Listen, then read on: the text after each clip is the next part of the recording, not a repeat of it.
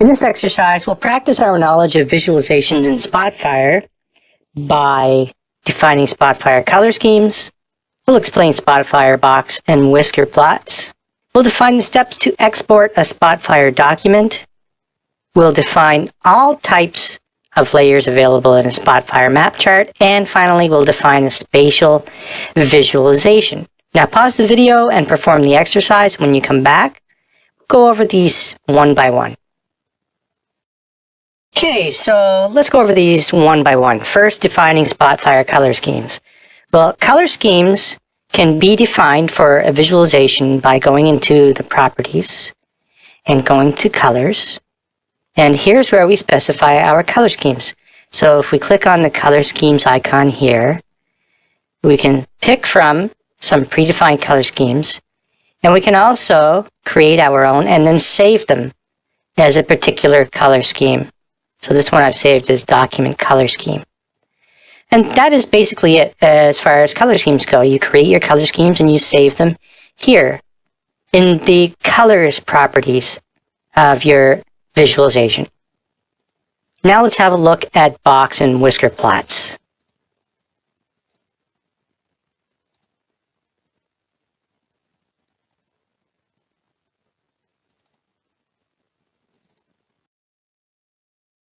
Okay, and you can see the box and whisker plot here. And the thing to know about box and whisker plots is that they are an excellent tool for visually providing users with those statistical measures. For example, median, outliers, the extreme values, your average, and so on. Next, defining steps to export a Spotfire document. Well, this one's pretty simple. You just go to File, and from the Export submenu, you have a number of different options. You can save to an image. You can save the data within a visualization to a particular file type.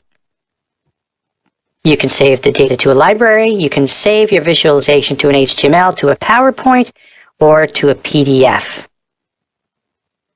Let's go take a look now at the types of layers available in a Spotfire map chart. Okay, so you should be able to recall the various types of layers. And if you see the bottom of the slide here, the various type of layers include the map layer, the marker layer, the feature layer, the image layer, and the web map service layer. And what you need to recognize about these is this, that the feature layer and marker layers are both derived from data sets. Either can be set as the map chart's interactive layer, and the designation can be changed in the chart dynamically. With respect to image and WMS layers, you should understand that they're linked to non-interactive content, and therefore the elements cannot be marked or filtered. And similarly, map layers can't be interacted with directly, but map layers are used as a coordinate reference background in a map chart. Now, let's have a look at a spatial visualization and talk about that. Okay, so recall this pretty cool visualization that we made with a background image. This is a spatial visualization. Now, maps are also spatial visualizations, so don't be confused.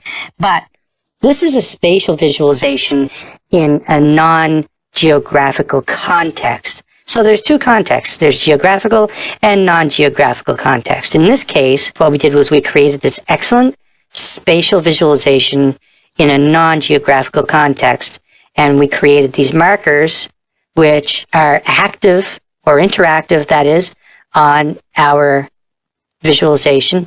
And you can see those values here.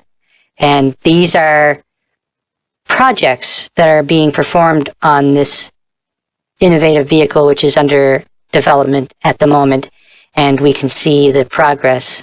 So we can see that the titanium wheels, cold air intake, and the active air intake are all 100% complete.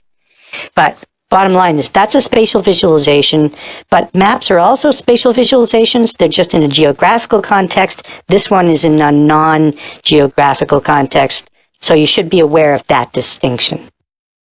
Okay, so in this exercise, we practiced our knowledge of visualizations in Spotfire.